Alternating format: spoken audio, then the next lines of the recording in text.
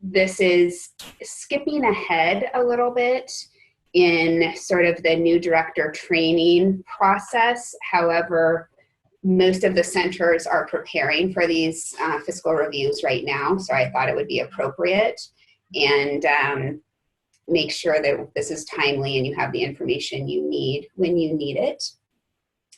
So the grant here closed December 31st of 2016, and as I'm sure you know, you're working to finalize your fourth quarter invoices, and we're working on our end to assist with that review process and get them to our accounting office.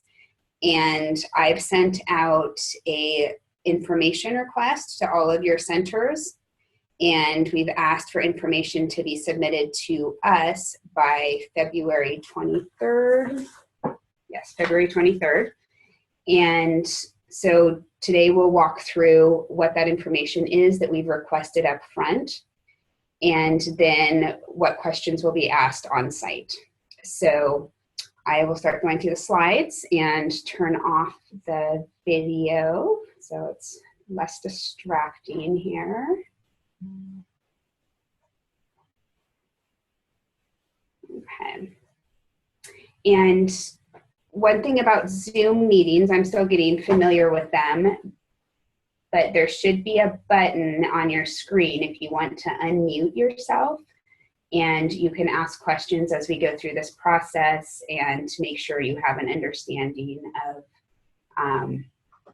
how this system, how it works, as far as what questions you need to ask to make sure that you're able to accomplish what you need to accomplish at your specific site.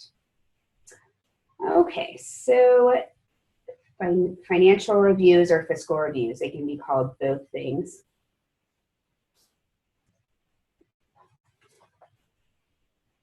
All right, so one thing to kind of think about is that actually the lead center is constantly monitoring for compliance throughout the year. So it's not just an annual site visit that we do compliance, but it's throughout the year. You turn in 4 quarterly invoices. We're looking at the general ledger support. We're asking questions as needed. And we have the discretion to ask for additional invoices and detailed receipts whenever we want to see that, payroll documents, etc., if we have questions. When a new center comes on, or a center that it's high risk, that there's been different changes that have happened at the center, a new host, new directors sometimes, that we can ask for full support documentation. So Alameda would be an example right now. They're a new host and they are submitting full backup documentation for at least the first year. And that's to ensure that they have systems in place on the accounting side, and we can see what those systems are, and they're able to do fund accounting, segregate expenses, and we feel comfortable with that system.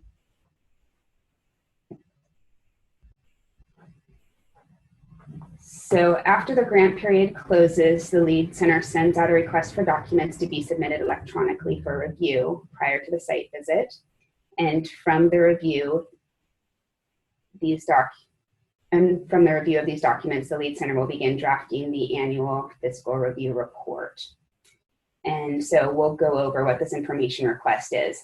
And just if you can think about, I'm going to be coming for a half a day to a day, depending on how long it takes. And so that's a lot of, a whole year's worth of information to be digesting and looking at. And I want to be able to sit and have a conversation with the directors and the accounting staff and be able to be present with them. And if I don't have the documents ahead of time, then I'm rifling through paper and I'm not able to really sit and have a conversation. I'm trying to tick and tie and break out a calculator, and having to do that while having people watch me, which I'd rather just do in the privacy of my own office and not have to, waste your time, basically. Let me open information request and do one page.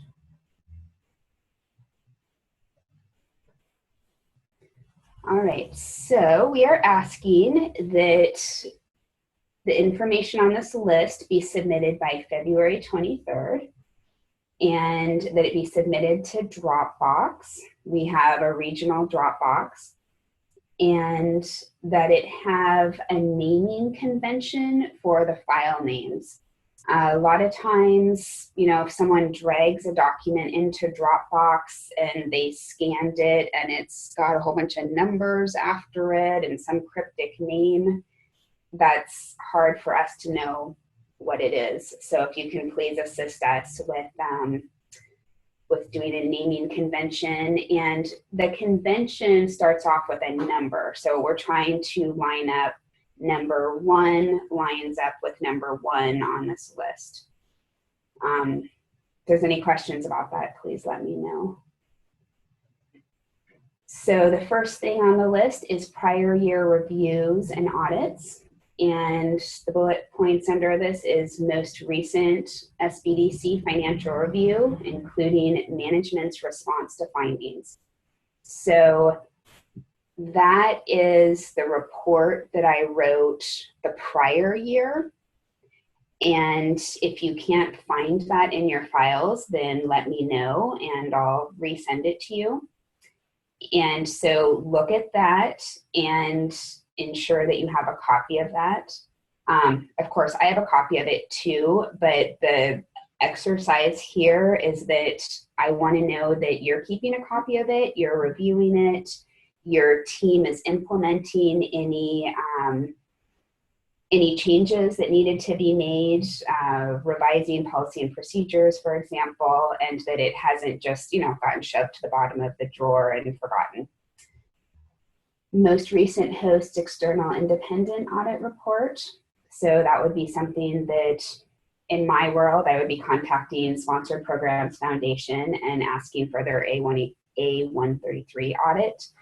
And they would submit to Washington, DC. So each person has a different, for a nonprofit, for example, who you would ask. You would be asking, your firm probably that did your audit from last year, or if you're at a community college, asking your business or accounting office for the most recent audit report.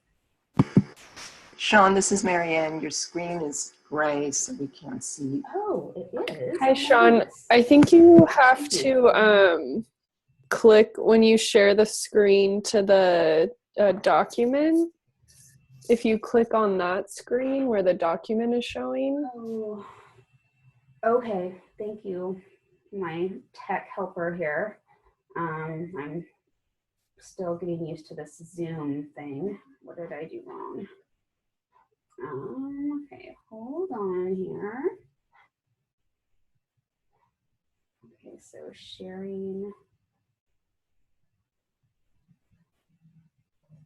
You share. Okay. I was just thinking that I was.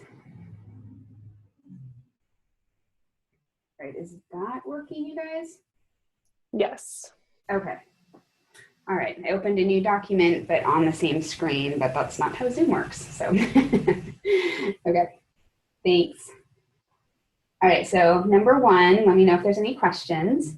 Number 2, organization. So a couple different things about organizations. The address of the facilities, if you have satellite locations, for example, or outreach locations, list those. Organizational chart through host reporting responsibility and titles. And this would be something that would have been submitted with your proposal. That would be a good place to look for that. And it might need to be updated as well if there's been changes. For instance, Mendocino has a new director. chart of accounts. So that would be where there's, depending on your world, things can be called different things. I know at some centers it might be called orgs, or it might be called different things, but a chart of accounts would be how you segregate activities. So is there a certain account that you use for travel or payroll or telecom, different types of activities, and that's what you segregate it as. Service Center SBDC Policies and Procedures Manual. And now that we're moving to more online systems, this might be a bit outdated, I'm not sure, but so as a service center, you should have certain policies and procedures that your advisors should have access to. And in the past, we had a physical binder that was in each service center, and it had the policies and procedures in it. It had the regional policies, and then you would put your local service center policies. If you've moved that to an online setting for people, that's okay. But just how do advisors and other staff know what the SBDC and your service center policies and procedures are, and how do they have access? And then I need to see a copy of it. Hosts Policies and Procedures Manual. So that could be that maybe they're online, they're on a website, and you can give me links to those policies and procedures, or you can download copies of them. I'm open. There's a couple ones that I want to ensure that I have. You can give me more, but particularly that you have a cash handling policy, purchasing, travel, conflict of interest, program income, so revenue, equipment, record retention, fixed assets, which are related to computers and how you track technology purchases. And then 3 and 4 are about the SBDC budget. So list of individuals with check signing authority. And this is about managing the SBDC funds as well as at the host level. So some questions I get about this sometimes are at community colleges, for example, that they'll say, well, the SBDC director signs off on the invoice and says that it's approved and there's Neosera support and that it's a legitimate SBDC related expense, but that SBDC director can't sign off on actual checks that are cut. That's the vice president. That makes sense. And so I would you could just list that delineation that the SBDC, the role the SBDC director has versus the role that someone else higher up has. General ledgers for the full fiscal or calendar years. So this is recognizing that people have different accounting systems. I know that Mendocino's accounting system is on a calendar year, so that's easy for them. Some systems, Humboldt State included, and community colleges are going to be on a fiscal year. So that makes it more difficult to reconcile. And we're wanting to, if it gets, the reason to do this is to double check that at year end, kind of in the spring, we've been seeing these quarterly invoices for 3 months at a time, January through March, April through June. And so, okay, the general ledger support lines up when we do 3 months at a time, but then at the end of the grant period, after there's been some transfers and different things, can we pull a full general ledger report and it still balances to all of those different 3-month reports? And that we're, at zero, or we're, at the same numbers that were turned in at each of the quarterly periods. I hope that makes sense, and let me know if there's questions. List of periodic financial management reports reviewed by the director. So this would be, what are the reports that directors are reviewing monthly. And what are they called? Is it a budget to actuals report? What is it in your world that is helping you to manage your spend down of your grants? And you can submit an example of those reports if you want to, as well as just naming them. Then number 5, year-end allocation procedures, verification of expenses. And under this, you would give a list of account and cost center numbers assigned for the calendar year. So at HSU, these are called funds. We do fund accounting, and we have a list of funds for my federal money, my federal SBA money. I have a separate fund. And then for GoBiz, I have a separate fund. And for program income, I have a separate fund. And so I would list all those different fund numbers that I have. That might be called something else at your host. So, but giving a list of all the different buckets of money or places that you might charge expenses. Number 6, quarterly invoicing policies and compliance. And this would be discussed and reviewed on site. So it's not necessarily something that you have to submit right now, but it would just kind of keep in the back of your mind that when it's time to process quarterly invoices, what's the process? What's the role that the director has? What's the role that accounting has? What happens if you find something that needs to be adjusted and a journal entry needs to happen? Who approves that? Things like that. Number 7, expense processing policies and procedures. Again, this is a discussion on site. So talking through if you get an invoice from an advisor or any other expense, what are the steps that happen and the double checks that happen to ensure accuracy and compliance. Number 8, program income. List of program income balances from prior year and tied out to general ledger. This ends up being a bit tricky for some of the centers. I know not everyone is tracking program income, but what this is doing is ensuring that we're having program income balances roll over from year to year. So you're going to look at the bottom line number on your Q4 invoice for program income, and let's just say that you have, you had some revenue come in, you had some expenditures this last year, and then that left you $10,000. And so then I'm asking, can you produce a report that shows in spring of 2017 that you have that $10,000? And sometimes with centers that have fiscal year accounting particularly, that gets a bit tricky to show that specific number. And so then we're going to start off the year for 2017 with that rollover balance.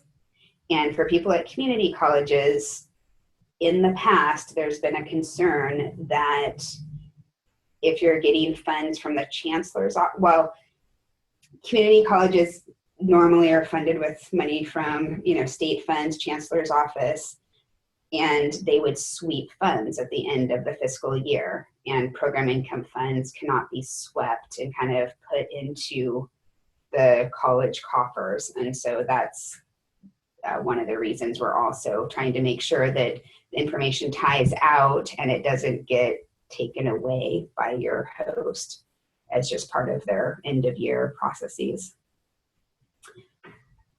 And we would want a list of training classes that were provided during the last year, so January through December 2016, and program income trainings. So you're going to pick 2 training files that will be tested from November or the nearest dates during the site visit. So if, let's say, you didn't do a training in November, you did a training in October or a training in December. So then those would be the ones that I'll look at when I come on site. And I'm going to be reviewing that certain information is in the program income training files. So there's the 888 form that shows how much money is collected, and I need to be able to reconcile that to the general ledger. And this is another thing which ends up being difficult for a lot of centers, is if you only collected $20 from a training, I still need to be able to find where is that $20 on the general ledger to ensure that it was deposited into the program income account and trace that. Are there any questions about that? All right. Indirect rate letter, a copy of your indirect rate letter. So this would have been submitted with your proposal. And if you can't find it, we have copies because you submitted it to us. So let us know. But we want to make sure that you also are keeping a copy and understand it, and we can talk about it more at the site visit if you do have questions about indirect rates.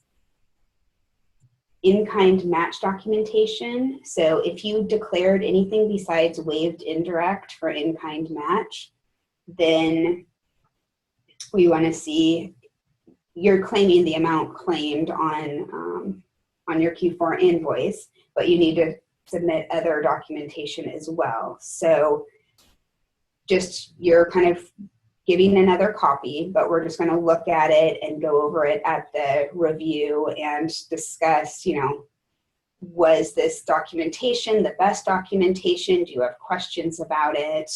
What are other sources of in-kind match? And just kind of ensure that you have a good understanding of it. Record retention. So you should have a policy about record retention. The minimum record retention for the SBA grant is that you need to keep records for 3 years after the final payment. So for 2016, we're processing your final invoice now, and it'll go down to accounting in February. They have 30 days to process a check. So you'll probably get a check in March. So then you would keep your 2016 records for 3 years from March. And you might have policies that are longer than that, but that would be the minimum. Statement of directors' concerns, comments regarding the HSU host or the SBDC program or their own host, the lead center, just a statement of any concerns, and you can provide that ahead of time or we can discuss it on site. So it's just a time to touch base and what's working, what's not working, and if it's something that's not working well at the lead center, how can we address it? If it's something that is not working well with your host, is there some way that the lead center can be supportive? Things like that. 13, cash match funds, cash match documentation and contract review, including summary of cash match claimed for calendar year. And I think this is a little bit of a typo for calendar year, I think, statement. And that you already have, actually, because you submit that as your final page of the invoice where it says match sources. So you're going to have a summary of your cash match claimed. And then the sources of funds, ledger number, and amount claimed. So that's also part of that final page of your Q4 invoice. And then from that, we're going to look at the contracts or written agreements, including host contracts. So sometimes I'm thinking Contra Costa had some examples, and that they have funds allocated to them from their host. So there might be that there's a budget that needs to show an allocation to the SBDC, that money is set aside, that's not going to get taken away or allocated to something else, or some agreements that might be as part of the host agreements. Verification that all match, including host, is eligible for federal funding, and name of person from host who can verify this. So this is a statement just saying, you know, I verify that all match is eligible for federal funding, and I'm not sure who that would be at each of your centers. It's usually someone in the accounting department that would do that, or maybe someone higher up than that. And it's important because we need to really make sure. I'm trying to think of an example. There's been funds in the past that have been Caltrans funds, for example, or there's another like social services, Cal something, and people have thought that, oh, that must be state funding and we can use it as match. And it wasn't true. And someone in their accounting department knew that, and it wasn't necessarily someone in the service center that knew it. So that's why we're wanting to make sure that the service center and the accounting staff are talking to each other, and there's this verification that we swear this is all, you know, legitimate match, and we're not making any mistakes when we're reporting it to Washington. Sample financial data review. Okay, so this is something that I'm going to be sending out this week. And as we've been processing your quarterly invoices, we've been choosing a couple transactions when we look at the general ledger each quarter. And then I'm going to send that list to you. And if you can work with your accounting staff to pull the backup documentation for that list, it'll be about 10 documents. And this will just be a sampling of, were the invoices coded correctly, or check requests written properly? Did they have the director sign off on them? All the different things that should be happening according to your policies and procedures. Are those steps all being followed? And personnel, list of employees for the calendar year. So which employees did you have on payroll for 2016? List of amounts paid for each employee for calendar year, which should tie to the W-2s. Rate of pay and time cards, and this is for January through March. So this is part of the sampling that for number 14, that I'm going to be giving you a list of invoices and receipts to pull.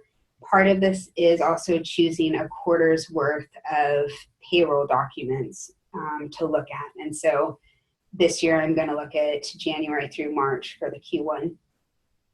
For employee business advisors, provide Neosera reports that show the hours entered. I think that only applies to, well, it applies to a couple centers actually, Napa and Silicon Valley. Time cards must clearly identify SBDC projects, and only those SBDC projects can use SBDC funds or matching funds. So how are time cards identifying where payroll is being charged? Or there could be a letter of effort, which primarily this is at community colleges. But if you have a question about, it's really, if you don't submit a time card and there's just no other documentation, then you probably would be doing a letter of effort if you don't have to submit a time card to get paid. fringe, host policies and procedures regarding fringe benefits, and if you have a rate sheet,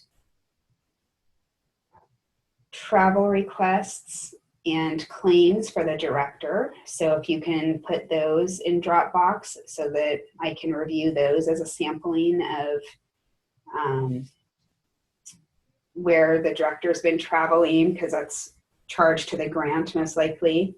And also the other thing I look for is, are travel expenses for the director signed off by a 1-up? Because sometimes, especially in the smaller centers, that's doesn't always happen, or it can get overlooked. So that's another thing I'm looking for.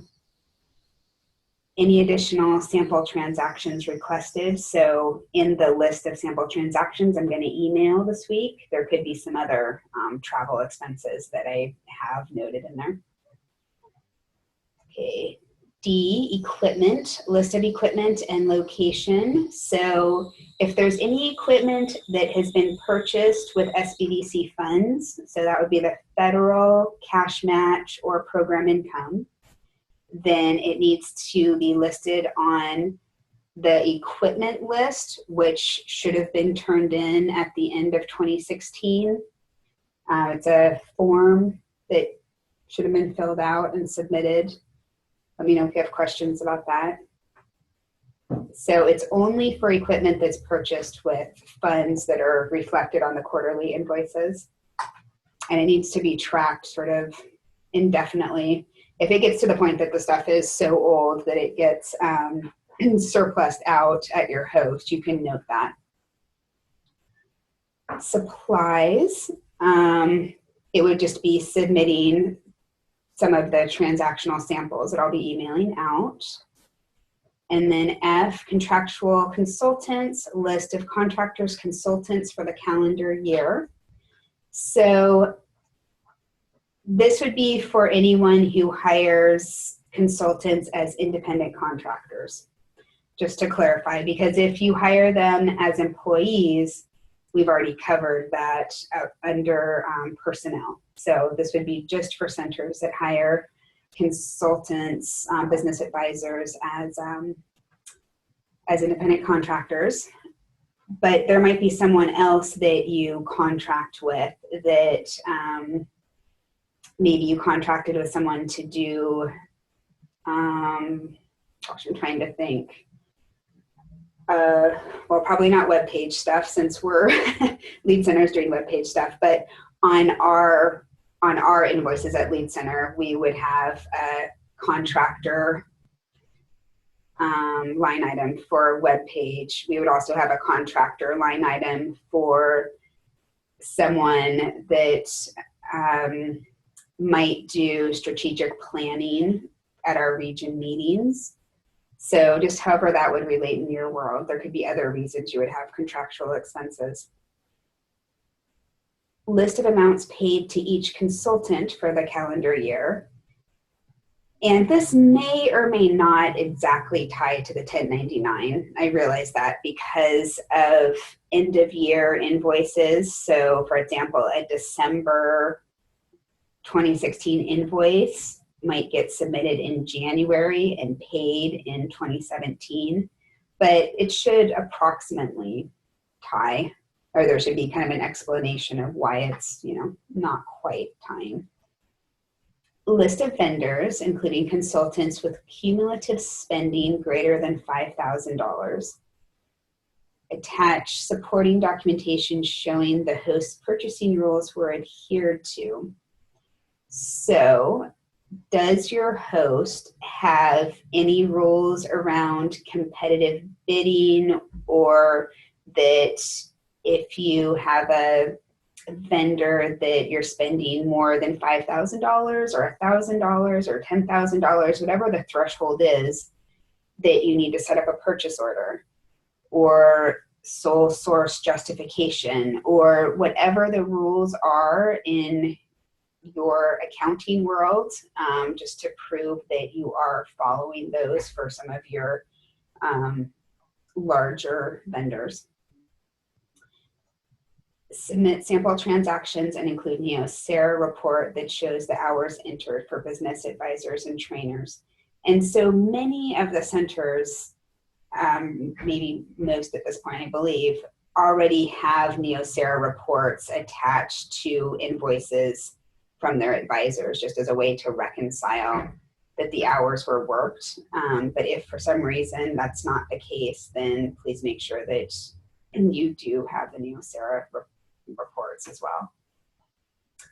And facilities, if facilities were charged to the grant, again, federal or cash match, then you should have a lease agreement, a blueprint, or some other way to document what the square footage is, and a market rate comparison. So this is important because we want to make sure that all of the SBDC offices we're not paying higher than the market rate. So would a prudent taxpayer think that this is a fair price for us to be paying for facilities? And so that's how SBA determines if it's a fair price, is that we get a market rate comparison. You can look on Craigslist or any other kind of commonly available source of information and look for places that are for rent for the approximate square footage, and just see how that compares for your situation. I can send you an example if that's helpful, but it's the idea. So that's it. So I've been doing a lot of talking. Are there any questions about any of that?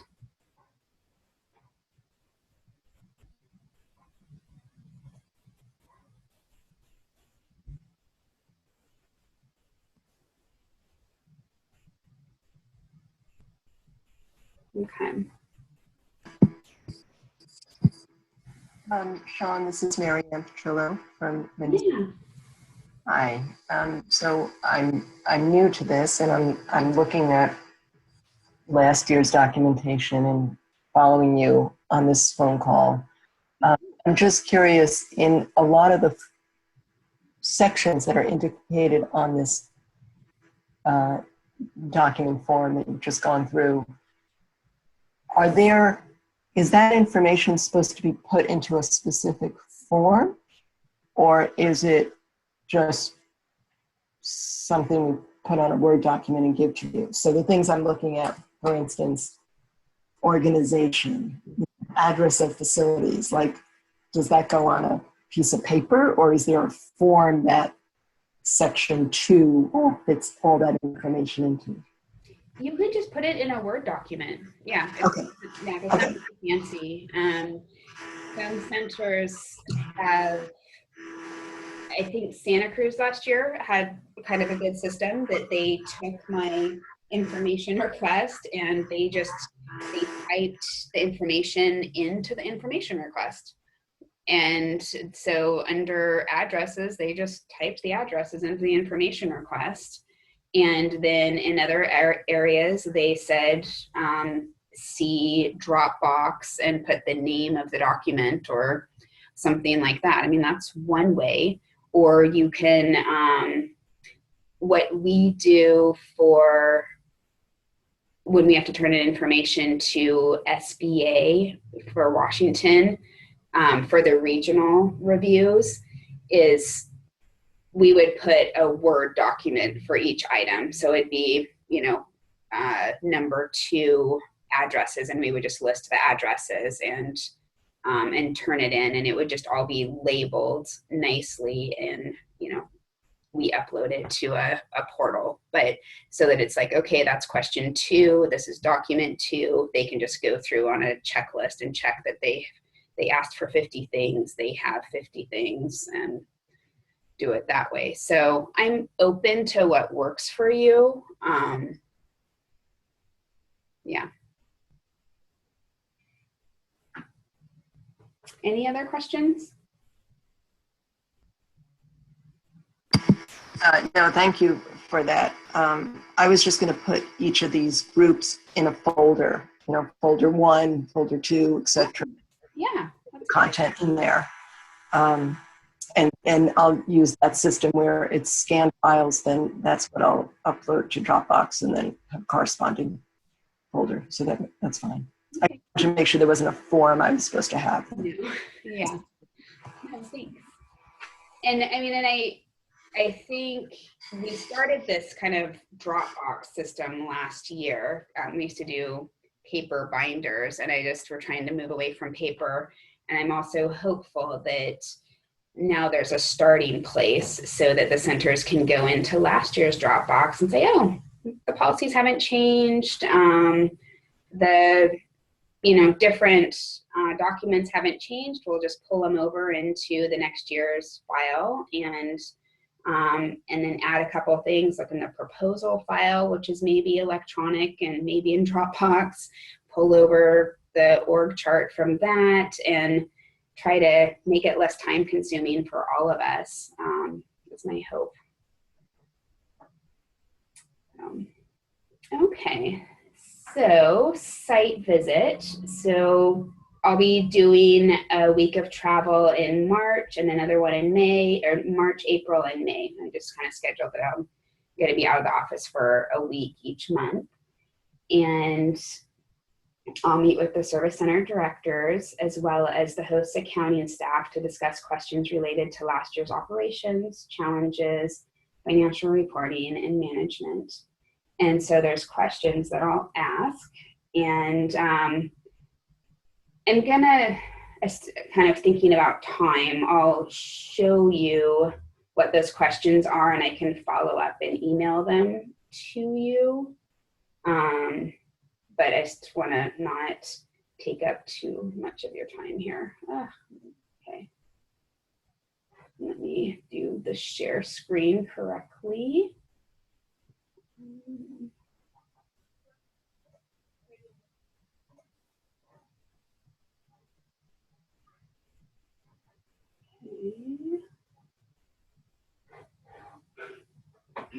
Hopefully that is.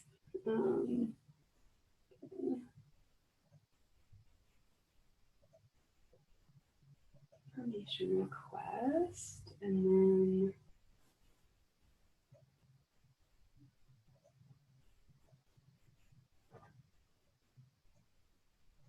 okay, is this working? You guys are seeing a Word document? Yes. Okay, great. So it starts off with this generic letter that's going to go to Kathleen Butler Tom, and she's our project officer in San Francisco, and a copy also goes to Washington, D.C. each year. And it also goes to your center's host and our host. And so this is part of our compliance documentation that's required by the SBDC grant, is that we do these annual visits. So just kind of generic letter that Kristen and I both sign. And then it goes through kind of the key points are, we'll list who the key personnel are that we met with, so the service center director and the host accounting staff. And this will be the section about the financial review, just another sort of disclaimer. And then we'll look at the prior year audit review findings and management responses. So this is going to line up, if I did it right and got my numbering correctly, exactly with the information request. So number one on this report is going to be number one on the information request. So we've kind of talked about each of those topics already. So prior year audit review, we'll discuss that. And then number two, organization. Number three, budget. So, etc. I don't think there's some kind of more detailed questions in here that are discussion points. But I think we kind of talked about the key points already. So, yeah. And this is number 12. Does the director have any concerns or comments regarding host SBDC program lead center? That is. And then cash match contract and sample financial transaction review.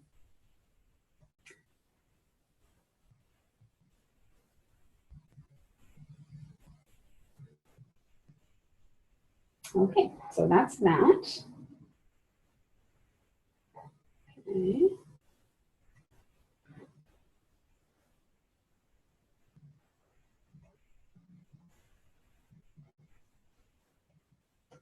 Okay, so the top 10 findings list. So this was something I thought would be useful to share.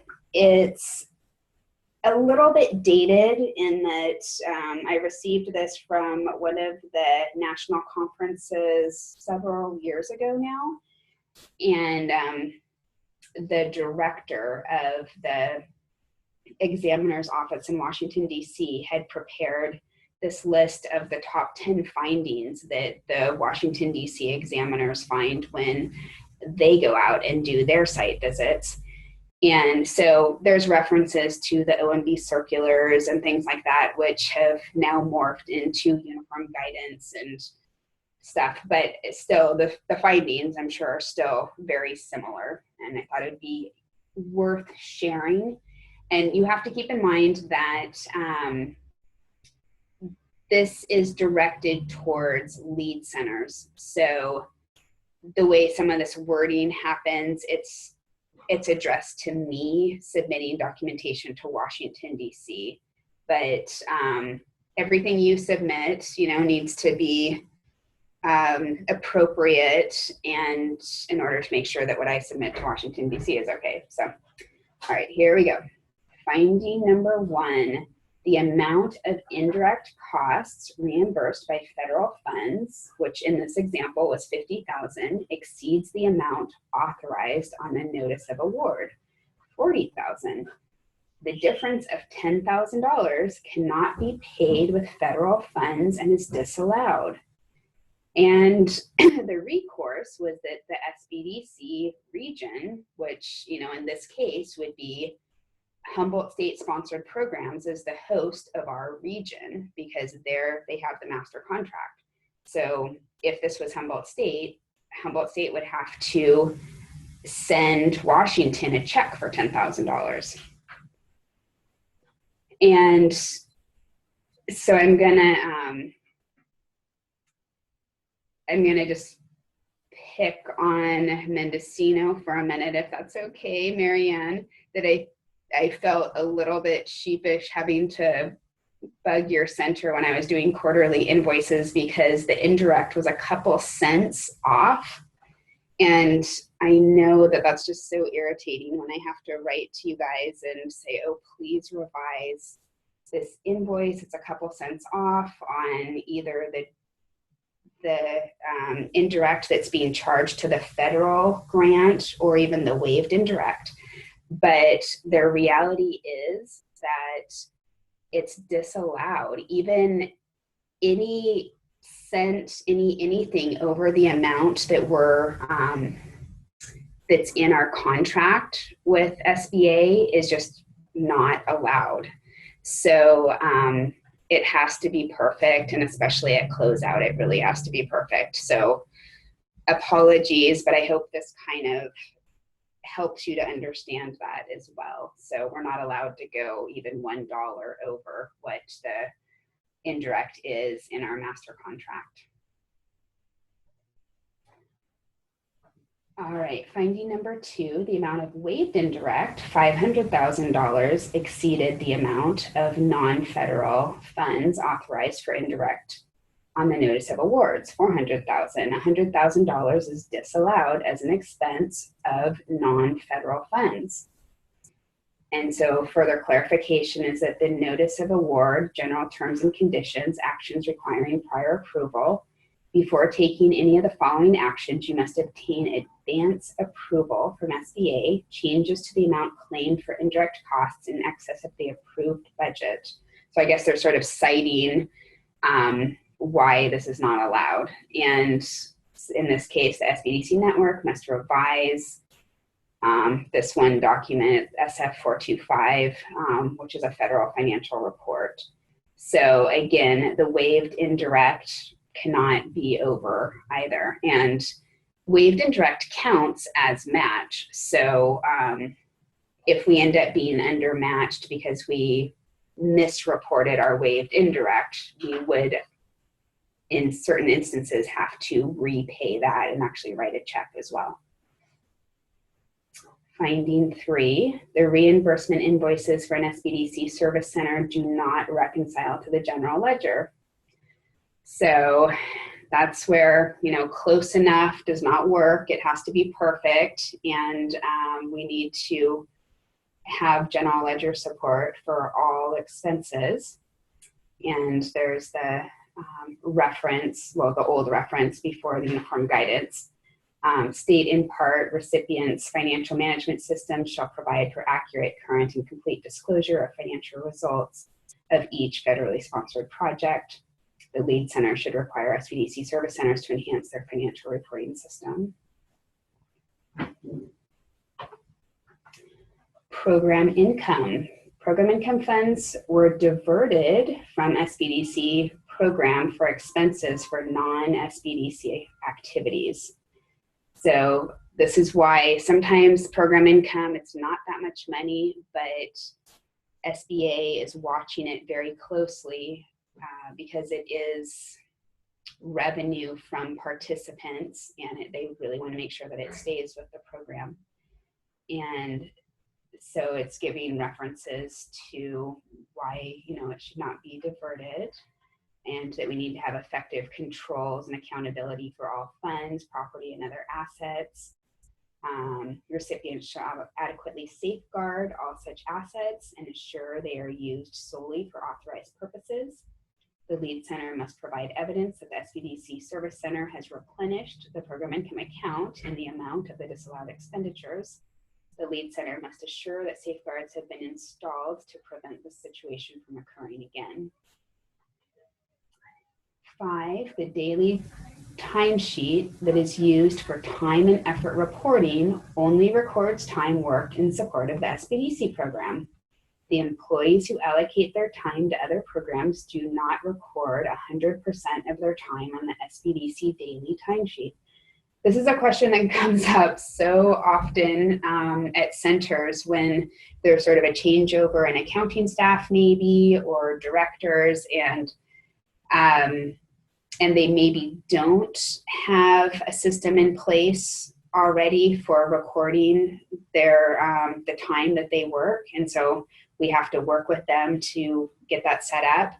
And it's like, well, okay, I documented that I worked, this amount of time on the SBDC grant and the cash match grant, and I also have a women's business center program, or I have a different one, and I charge some of my time to that, but I'm not including that because it's not SBDC related.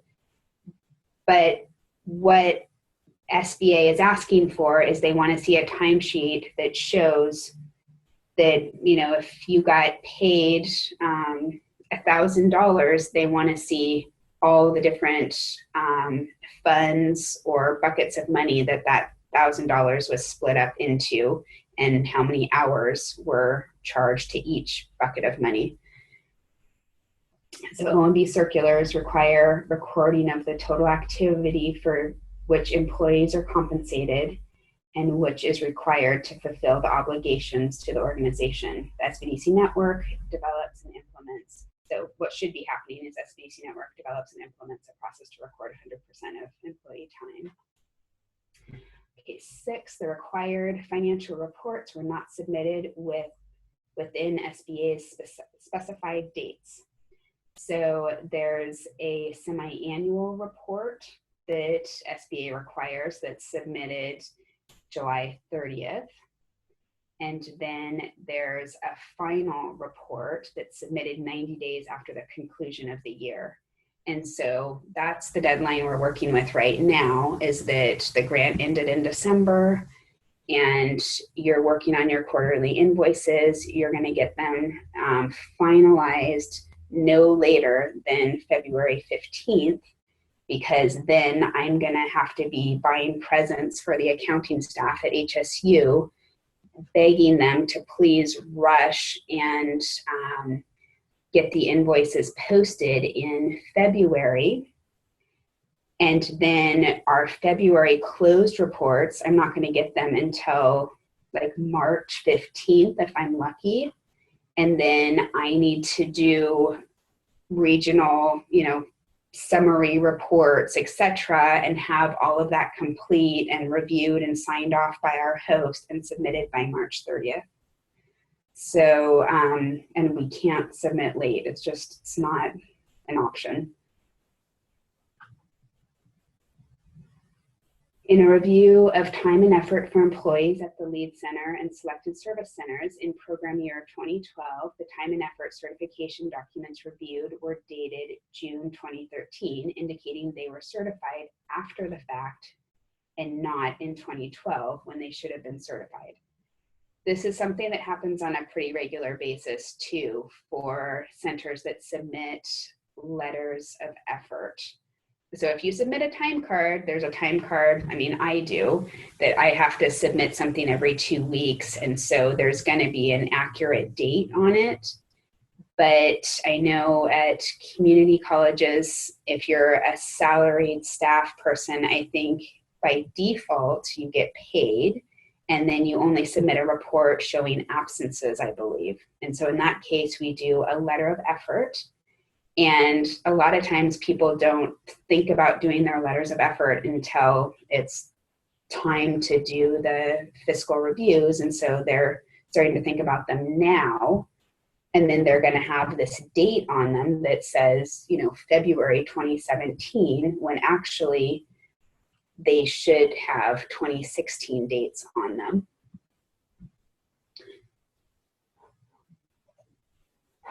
Finding 8, a review of transactions from the general ledger of the SBDC revealed expenses of $1,000 for food and catering for grand opening and an open house of a service center. $1,000 is disallowed from cash match. So unallowable advertising and public relations costs include the following: costs of meetings, conventions, convocations, or other events related to other activities of the nonprofit organization. So then the remedy is that the SBDC should review cost principles and develop policies and procedures outlining allowable expenses. So this is particularly a tricky area, that anything that's especially about hospitality and advertising, it's helpful for us to kind of check in about ahead of time, because SBA has an eagle eye for that. When I had them here for an on-site review, I think they pulled like every restaurant transaction in their transaction sampling. It was just, they're very clued in that sometimes it's okay for food to be charged, like when we do a region meeting. And I have a specific policy about that we had to get a specific ruling on it. But other than region meetings, they don't want to see, wining and dining being charged on the grant. And that means even for cost match, that anything that you wouldn't charge directly to the federal money, you need to use those same rules when looking at the cash match. Shawn, this is Marianne. On that last one, it says unallowable advertising, and public relations. Do they define marketing or sending a flyer out? Is any of that? So it needs to be the definitions around this that I've heard for advertising is that you need to be specifically advertising the services. So one example that came up recently in the last year was there was a service center that was moved to a new host. And there was a big, very expensive advertisement taken out in the paper, showing that they're having an open house and that, we're in a new location. And that is not allowable, even though it's like, but of course you need to tell people that. I mean, yeah, I get it, but it's not saying. So anyway, that's that. And then there's another situation where if you're offering a training or you're trying to get the word out about your services and you're specifically stating, we provide, business counseling, or having this training on such and such a date, contact us at this phone number or this website, and you're providing kind of the who, what, where, why, how of your core services, that is allowable. Does that make sense? Staying with that for a second, the who, what, where, when, why.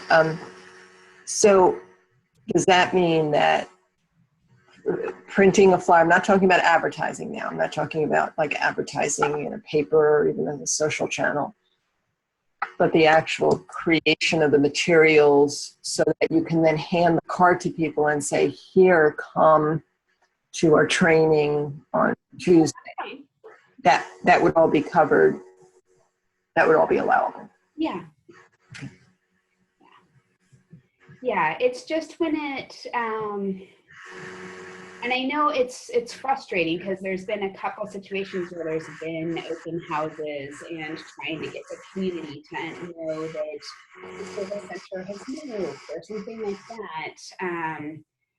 But this grant is very restrictive, and I'll hear it from my host all the time that, I mean, it's a fairly large grant for them, but for the onerous oversight that they have to do for it, they are just, oh my gosh, they have a lot larger grants that don't require all this nitpicky, cross your T's, dot your I's, double check for $1 of indirect, all this stuff, which, it even makes me crazy, having to do this sometimes of like, really, is this a good use of time?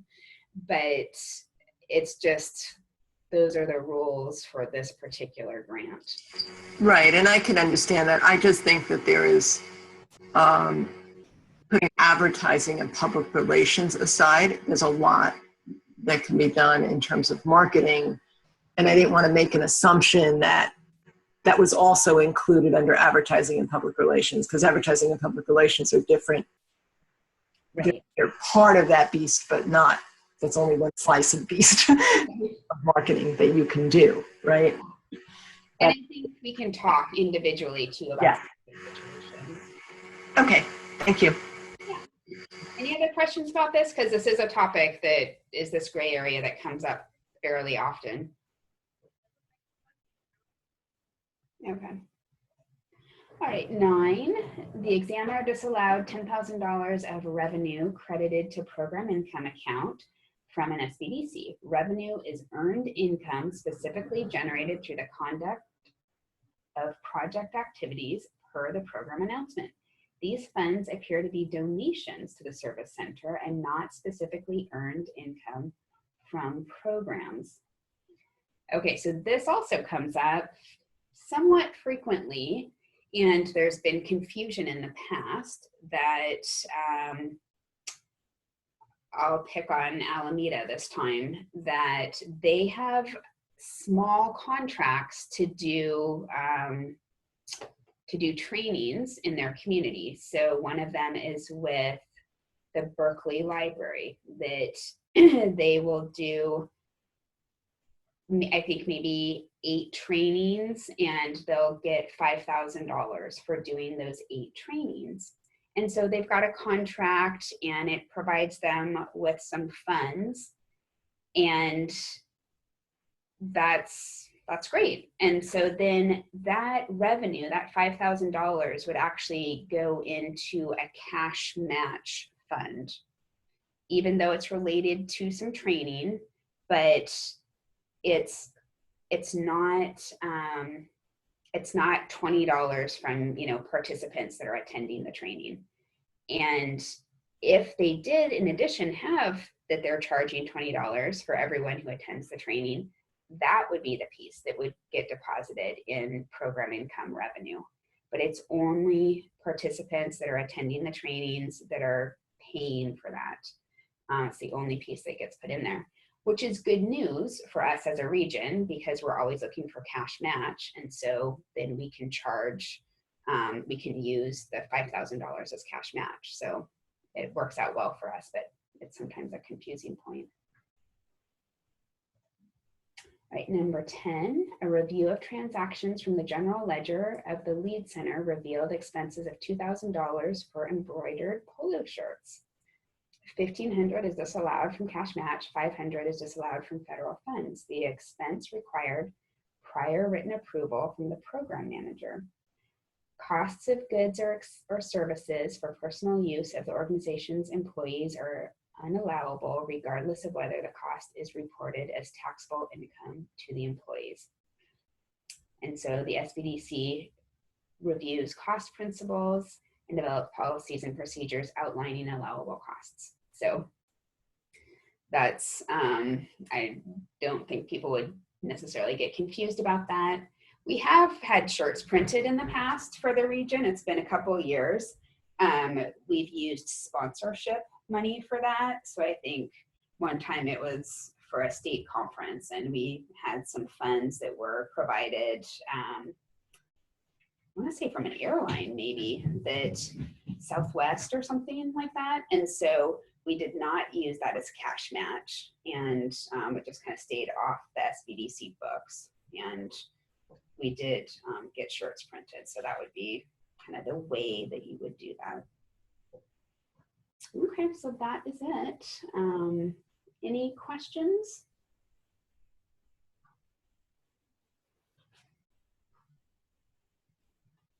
Okay. All right, well, thank you for your attention.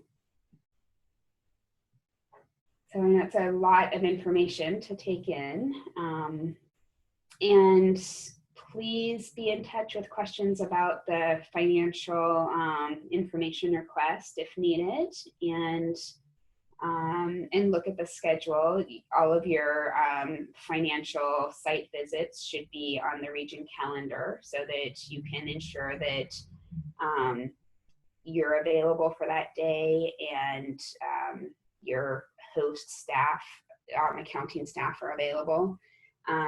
Normally how it works is that I'll show up at your site at 9 in the morning and meet with the director initially, go over questions, and then any questions the director and I can't answer, then in the afternoon we can meet with the financial staff and they can help fill in the blanks or provide, you know, if there was a document that happened to be missing, and maybe they can help with that or something. And the more organized you are up front with providing the information request, the shorter the visit is. So sometimes the visit can, you know, it won't be all day. It'll be, you know, done at 2 o'clock or something. Okay.